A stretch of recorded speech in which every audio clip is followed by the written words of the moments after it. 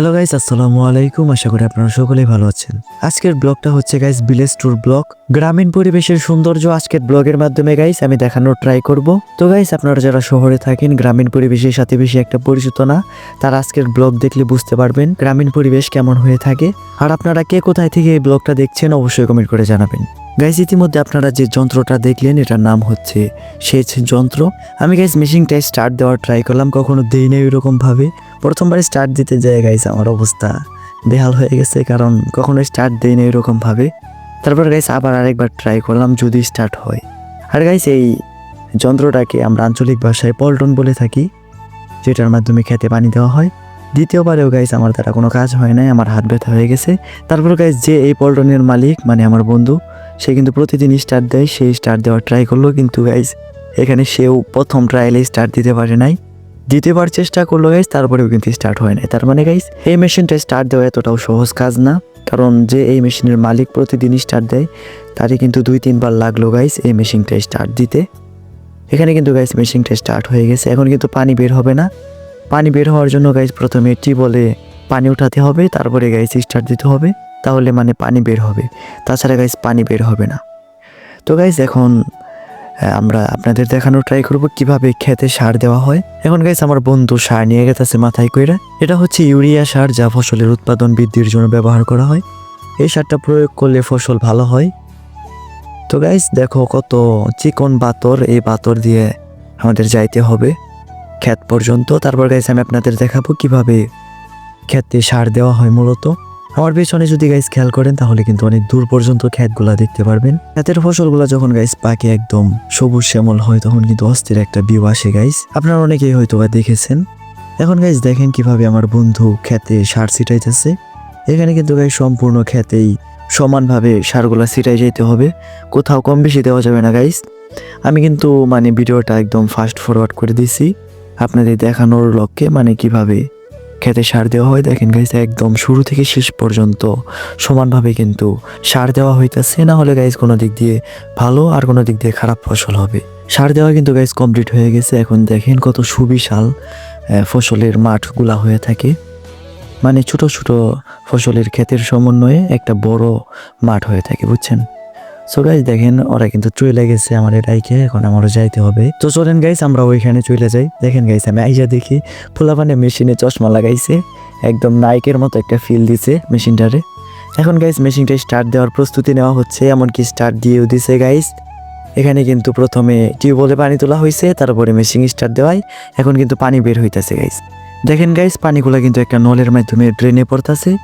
আর এই ড্রেন যদি আমরা দেখি, দেখেন এই ড্রেনের মাধ্যমে পানিগুলা কিন্তু খেতে চলে যাইতেছে। তারপরে গাইস সাইড দিয়ে কিন্তু আরেকটা পাইপ লাগানো হয়েছে, যে পাইপের মাধ্যমে গাইস দেখেন কত দূর পর্যন্ত ক্ষেত, ওই খেতে পানি দেওয়া হইতেছে। আর এখানে কিন্তু গাইস পোলাপানে গোসল করতেছে। আর গাইস আমরা বলতেছিল যে তোমার ফোন ওয়াটার প্রুফ নাকি।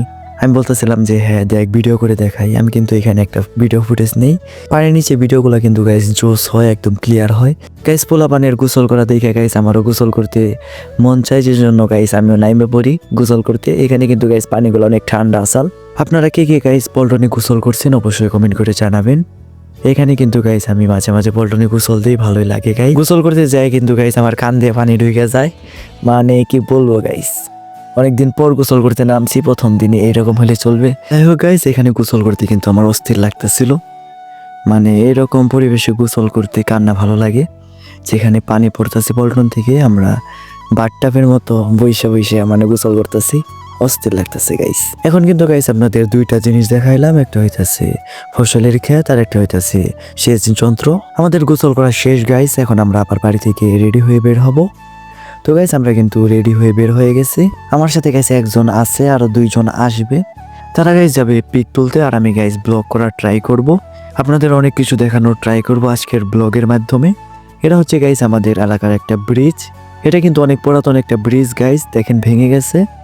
এটা রিপেয়ার করা হবে গাইস 2-1 বছরের মধ্যেই। আর দেখেন গাইস এরকম মাচা কিন্তু গ্রামীণ অঞ্চলে রাস্তার পাশে দেওয়া হয়, এখানে বসে গাইস মানুষ রেস্ট নেয়। গাইস এখন আমি আপনাদেরকে একটা সিনেম্যাটিক ভিডিও দেখাবো, এটা আপনারা দেখেন।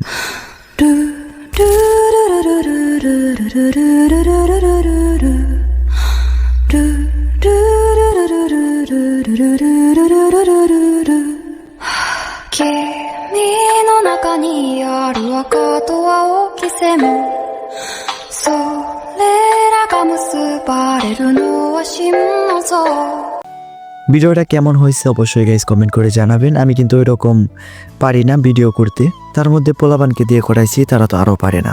সো গাইস এখানে দেখেন পোলাবানে কিন্তু দুষ্টামি করতেছিল, এখানে আমার স্ট্যান্ড নিয়ে ইন্টারভিউ নিচ্ছিল গাইস। যাই হোক গাইস, এখান থেকে এখন আমরা চলে যাবো অন্য জায়গায়। আর গাইস রাস্তা দিয়ে যাইতে সময় কিন্তু আমরা একটা পোল্ট্রির ফার্ম দেখতে পাই, ভাবলাম আপনাদের দেখাই কীরকম হয়ে থাকে গ্রামীণ অঞ্চলের ফার্মগুলো। এসব মুরগি কিন্তু গাইস বিভিন্ন হোটেল রেস্টুরেন্টে বিক্রি করা হয়। আর গাইস এখানে যে রাস্তাটা দেখতেছেন এটা পাশের গ্রামের রাস্তা। এই দিক দিয়ে গাইস আমাদের বাজারে যাওয়া যায়, তো ভাবলাম এই দিক দিয়ে যাই। এদিক দিয়ে একটা ব্রিজও আছে, এটা আপনাদের দেখানো হবে। দেখেন ব্রিজটা কিন্তু ভালোই আছে। আর গাইস এটা কিন্তু আমাদের পাশের এলাকা যেটার কথা বললাম ওইটার মসজিদ। আর গাইস আমাদের বাজারে কিন্তু একটা ক্লিনিক আছে, এখানে কিন্তু গাইস ফ্রিতে ওষুধ দেওয়া হয়, অনেকে এখান থেকে ওষুধ নেয়।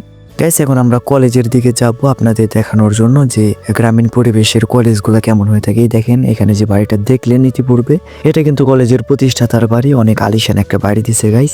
আর দেখেন গাইস কলেজ কিন্তু বন্ধ, আমি কিন্তু যাওয়ার ট্রাই করছি কোনো দিক দিয়ে, কিন্তু যাওয়া যায় না। আমি কিন্তু দেখানোর ট্রাই করলাম গাইস দরজার ফাঁক দিয়ে কোনো রকমে। দেখেন গাইস এরকম হয়ে থাকে।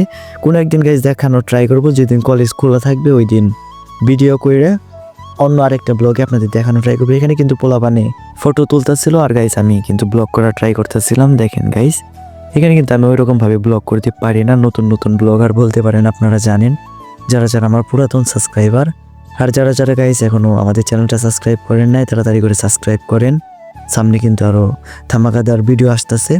এখন যে মাঠটা দেখতেছেন গাইস, এটা আমাদের গ্রামের মধ্যে একটা মাঠ বলতে পারেন, যেটা বাজারের কাছে আছে। এখানে কিন্তু গাইস ফুটবল খেলা হয়ে থাকে, অনেক টুর্নামেন্ট ম্যাচের আয়োজনও করা হয় গাইস এই মাঠে। আর গাইস এখন কিন্তু আমরা আমাদের বাজারে চলে আসছি। দেখেন গাইস আমাদের বাজারটা কিরকম, কতটুকু উন্নত, ভালোই উন্নত হয়েছে গাইস আমাদের বাজারটা। পাকা পাকা ঘর হয়েছে, আগে শুধু টিনের ঘর আসাল, এমনকি গাইস রাস্তাটাও কাঁচা আসাল। বর্তমানে গ্রামীণ বাজারগুলো গাইস ভালোই উন্নত হয়ে গেছে।